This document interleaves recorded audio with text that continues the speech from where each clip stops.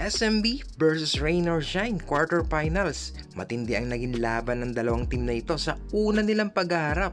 At nakalamang pa nga ng 13 points ang Painters sa first quarter.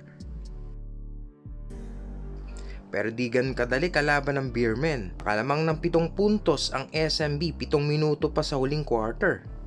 Pero patuloy pa din ang Elasto Painters lalo na si Gian Mamuyak. Napagsagasa sa Beermen dahil wala pa nga silang panalo nung time na yon. 56 seconds deadlock pero ang galing sa injury na si Marshall Laster ang bumasag para sa 3-point lead. At puro mintis na layup na lang nagawa ng Painters. Yado ang Rain or Shine sa laban na ito, lalo na't magaling ang bagong import ng SMB. Pero yun nga, bilog ang bola, kaya abangan natin kung isusunod na nga ba ng SMB na burahin ng Rain or Shine sa conference na ito. At para updated ka sa mga susunod na pangyayari, huwag kalimutan mag-subscribe. Ako nga pala si Damon X, thank you for watching.